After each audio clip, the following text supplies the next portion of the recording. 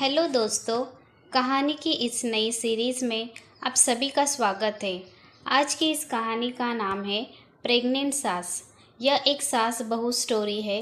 अगर आपको family stories, moral stories या रिश्तों की कहानियाँ पढ़ने का शौक़ है तो इस कहानी को पूरा ज़रूर पढ़ें।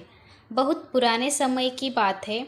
रुद्रपुर नाम का एक बहुत ही खूबसूरत गांव हुआ करता था। उस गांव में रानी नाम की एक शादीशुदा महिला अपने पति रजनीश के साथ रहती थी। लेकिन हैरान कर देने वाली बात ये थी कि रानी की सास गर्भवती थी और उसे गर्भवती हुए लगभग 8 महीने बीत चुके थे। गांव वाले उसे इसी बात का ताना मारा करते थे। एक रोज़ जब रानी अपनी सास के साथ अस्पताल से चेकअप करा के वापस आ रही थी, तब एक बूढ़ी औरत, ये देखो, इस बुढ़िया को शर्म भी नहीं आती। जब इसकी बहू बांझ निकली और ये बच्चा पैदा न कर सकी, तब इसकी सास ने खुद माँ बनने का फैसला कर लिया और खुद ही माँ बन गई। दूसरी औरत, सही कह रही हो चाची, इस बुढ़िया को तो बिल्कुल शर्म नहीं आती। इसका पति तो न जाने कब मर चुका है, फिर भी इस उम्र में पता नहीं किसने इसे गर्भवती बना दिया। रानी की सास, तुम लोग अपने काम से काम रखो। किसी दूसरे के ऊपर लांछन लगाने से पहले एक बार सोच लेना चाहिए कि आखिर उसकी क्या मजबूरी रही होगी। पहली औरत, मजबूरी कोई भी रही हो, लेकिन इस बुढ़ापे में माँ बनना आपको शोभा नहीं देता। जब आपका पति भी जिंदा नहीं है, हमारे गांव वालों पर क्या फ़र्क पड़ेगा इसका। आज ही प्रधान जी से बोलकर इस औरत को गांव से बेदखल करवा देते हैं हम लोग। रानी, सासू माँ, घर चलो, इन लोगों के मुंह लगने से कोई फ़ायदा नहीं। रानी अपनी सास को लेकर घर आ गई। रात को जब रानी का पति रजनीश काम से घर लौटा, तब उसने अपनी माँ का हालचाल पूछा। क्या बोला डॉक्टर साहिबा ने? हमारा होने वाला बच्चा स्वस्थ तो है ना? रानी, चिंता वाली कोई बात नहीं है, अगले महीने ही डिलीवरी हो सकती है, ऐसा डॉक्टर साहिबा ने बोला है। रजनीश, मुझे समझ में नहीं आता माँ कि मैं आपका किस मुंह से शुक्रिया अदा करूं। आप मेरी वजह से इन गांव वालों के ताने सुनती है। रजनीश की माँ, अरे तू गांव वालों की छोड़ बेटा, हमें अपनी ज़िंदगी देखनी है। गांव वालों की नहीं, अब इन गांव वालों को समझाया भी क्या जा सकता है। ये लोग पढ़े लिखे तो है नहीं। अगले दिन रजनीश के घर सुबह सुबह प्रधान जी का एक आदमी आया।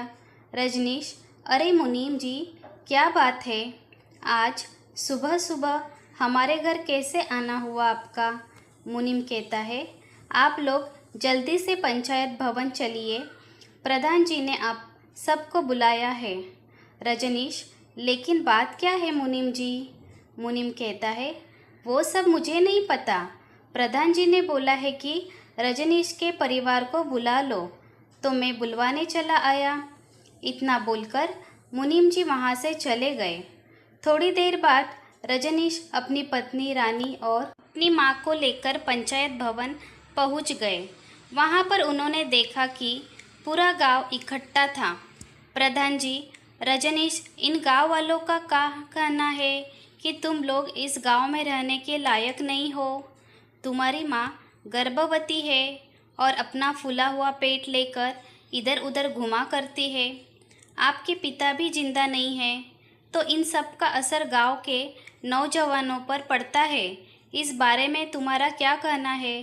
रजनीश, प्रधान जी, बात यहाँ तक पहुँच जाएगी इसकी तो मुझे कभी उम्मीद ही नहीं थी, लेकिन लगता है आज सारी सच्चाई आपको बतानी ही पड़ेगी। अब कहानी कुछ सालों पीछे से शुरू होती है। रजनीश की शादी रानी के साथ हुई। उसकी सास ने रानी का स्वागत बहुत ही धूमधाम के साथ किया। रानी की सास कहती है, बहू, तेरे ससुर जी के गुजर जाने के बाद मैं इस घर में अकेली हो गई थी, इसलिए मैंने रजनीश की शादी कर दी। लेकिन तू भी काम में बिजी रहती है, इसलिए जल्दी से मुझे पोता दे दे ताकि मैं उसके साथ खेलती रहूं। रानी कहती है, ये सब तो भगवान के हाथ में है ना माँ जी। इतना कहकर रानी शर्माते हुए अपने कमरे में चली गई। ऐसे ही दिन बीतते गए, लेकिन रानी माँ नहीं बन पा रही थी। रजनीश की माँ, रजनीश बेटा, शादी के 3 साल बीत चुके हैं, लेकिन तुम लोग मुझे अभी तक पोता नहीं दे पाए। जाओ, जाकर डॉक्टर को दिखाओ। कहीं बहू में कोई कमी तो नहीं? रजनीश कहता है, माँ, ऐसा ज़रूरी तो नहीं कि कमी केवल रानी में ही हो। कमी मेरे अंदर भी तो हो सकती है ना। रजनीश की माँ कहती है, हाँ, तो तू खुद भी जांच करा लेना, पर मुझे किसी भी कीमत पर पोता चाहिए इस साल। उसके लिए चाहे जो भी करना पड़े। रजनीश कहता है, ठीक है माँ, मैं आज शाम को ही डॉक्टर के पास रानी को लेकर चला जाता हूँ। शाम को रजनीश अपनी पत्नी रानी को लेकर डॉक्टर के पास चला गया।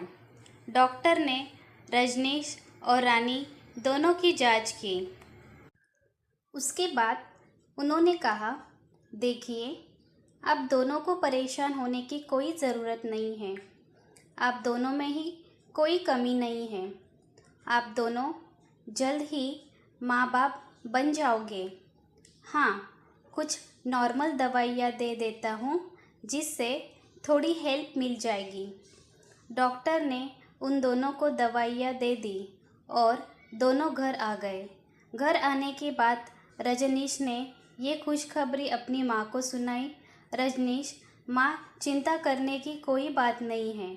डॉक्टर ने बोला है कि हम दोनों के अंदर कोई कमी नहीं है। हम दोनों माँ बाप बन सकते हैं। रजनीश की माँ, ठीक है बेटा, मैं इंतज़ार के अलावा और कर ही क्या सकती हूँ। ऐसे ही दिन बीतते गए और कुछ दिनों बाद रानी को अचानक उल्टियाँ होने लगी। उस दिन रजनीश काम पर गया हुआ था। रानी की सास, अरे बहू, तुझे तो बहुत ज़ोरों की उल्टियाँ हो रही है। क्या हुआ? तेरी तबीयत खराब है क्या? चल, जल्दी चल, डॉक्टर के पास चलते हैं। रानी कहती है, अरे नहीं माँ, मुझे बहुत कमज़ोरी लग रही है, मैं डॉक्टर के पास नहीं जा पाऊँगी। रानी की सास कहती है, कमज़ोरी लग रही है और उल्टियाँ भी आ रही है, इसका मतलब तो साफ है कि इस घर में अब खुशखबरी आने वाली है। उसकी सास ने फ़ोन करके तुरंत डॉक्टर को बुला लिया। डॉक्टर ने उसकी जांच की तो उसकी सास की खुशी का ठिकाना न रहा। डॉक्टर ने कहा, मुबारक हो, आप बहुत जल्द दादी बनने वाली है। रानी बिटिया गर्भवती है, इसका अच्छे से ख्याल रखना और ज़्यादा भारी सामान न उठा देना। रानी की सास, बहुत बहुत धन्यवाद डॉक्टर साहब, आज से मैं बहू को बिस्तर से उठने ही नहीं दूंगी।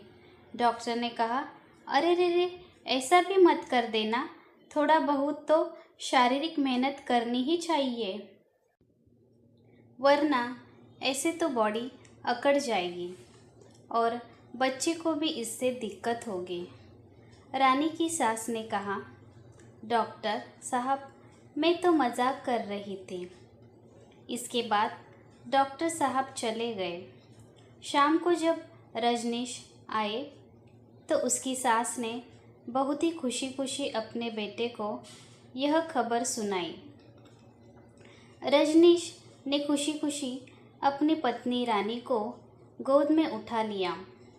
अचानक रजनीश का पैर फिसला और रानी फर्श पर गिर गई और उसकी खोपड़ी फूट गई।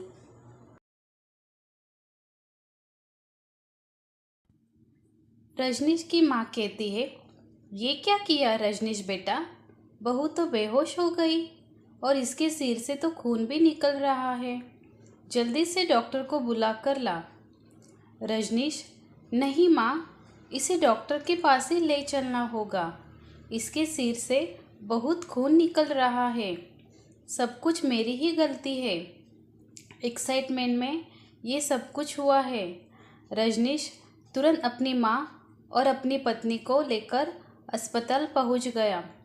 अस्पताल में डॉक्टर ने रानी के सिर पर पट्टी बांधी, लेकिन तब तक बहुत सारा खून निकल चुका था। डॉक्टर कहते हैं, मिस्टर रजनीश, आपकी पत्नी तो ठीक है, लेकिन सिर पर चोट लगने की वजह ये कोमा में जा चुकी है। हम अपनी तरफ से कोशिश कर रहे हैं, लेकिन इसकी कोई उम्मीद नहीं है कि कब होश में आएगी। रजनीश, डॉक्टर साहब, अभी अभी तो आपने रानी के गर्भवती होने की खुशी दी थी, अब हमारे बच्चे का क्या होगा? डॉक्टर ने कहा, इसके तो बस 2 ही रास्ते हैं, या तो हमें गर्भपात करना होगा या इस बच्चे को किसी दूसरे के गर्भ में पालना होगा। रजनीश, क्या ऐसा हो सकता है डॉक्टर साहब? डॉक्टर ने कहा, बिल्कुल हो सकता है मिस्टर रजनीश, आज मेडिकल साइंस बहुत आगे निकल चुका है, कुछ भी संभव है आज तो। लेकिन आपको कोई ऐसी महिला ढूंढनी पड़ेगी जो आपके बच्चे को जन्म दे सके और 9 महीने तक अपने गर्भ में रख सके। अब कहानी एक बार फिर से वर्तमान में आ गई। रजनीश, प्रधान जी, मैंने अपने रिश्तेदारी में बहुत सारे लोगों से बात की, पर कोई भी हमारे बच्चे को अपने गर्भ में 9 महीने रखने के लिए तैयार नहीं हुआ। तब मजबूरी में मेरी माँ ने ही इसमें अपना साथ दिया। मेरी माँ रानी और मेरे बच्चे को अपने गर्भ में रखने के लिए तैयार हो गई। ठीक 4 महीने बाद ऊपर वाले की दया से रानी भी कोमा से वापस आ गई। प्रधान जी कहते हैं, तुम्हारी कहानी तो बिल्कुल रुला देने वाली है बेटा, लेकिन इसे हमें कैसे सच मान ले? रजनीश, मैं अभी यहाँ पर डॉक्टर साहब को बुलाता हूँ, जो सारी सच्चाई पूरे गांव वालों के सामने पेश कर देंगे। रजनीश ने उसी वक्त डॉक्टर साहब को फ़ोन किया और सारी बात बताई। डॉक्टर साहब तुरंत पंचायत भवन में आ गए और उन्होंने सारी कहानी एक बार फिर से पूरे गांव वालों को और प्रधान जी को बयान कर दी। इसके बाद सभी गांव वालों ने रानी की सास से माफ़ी मांगी। औरत, हमने आपका कितना मजाक उड़ाया, कितना उल्टा सीधा कहा, यहाँ तक कि गांव से भी निकाल देने की बात करी डाली, लेकिन अब तो आप एक माँ के रूप में प्रेरणा बन गई है हमारे लिए। हमें नहीं पता था कि मेडिकल में ऐसा कुछ भी हो सकता है, इसलिए ये गलतफहमी हो गई। प्रधान जी ने कहा, माँ जी, मैं भी इन गाँव वालों की तरफ से और अपनी तरफ से आपसे माफ़ी मांगता हूँ। किसी भी माँ के ऊपर इल्ज़ाम लगाने से पहले उसकी सच्चाई को जान लेना चाहिए, उसके बाद ही इल्ज़ाम लगाने चाहिए। तो इस तरह से ठीक 1 महीने बाद उसकी सास ने रानी और रजनीश के बेटे को जन्म दिया। बेटे के जन्म वाले दिन ही पूरे गांव में जश्न मनाया। प्रधान जी ने कहा, गांव वालों, मेरी बात ध्यान से सुनो। रजनीश की माँ इस गांव के लिए और पूरे देश दुनिया के लिए एक बहुत बड़ी प्रेरणा है, जिसने बहुत सारी गालियाँ और बहुत सारा मजाक खुद पर झेला, लेकिन अपनी बहू के बच्चे को अपने गर्भ में पैदा किया। ऐसी सास आजकल देखने को नहीं मिलती है। कुछ औरतें कहती है, आपने बिल्कुल सही कहा प्रधान जी। दोस्तों, उम्मीद करती हूँ कि आपको हमारी कहानी पसंद आई होगी। कहानी पसंद आई है तो वीडियो को लाइक करें, चैनल पर नए हैं तो चैनल को सब्सक्राइब करें और यहाँ नोटिफिकेशन बेल आइकॉन को ज़रूर दबाएं ताकि अगली अपडेट सबसे पहले आपको मिले। धन्यवाद।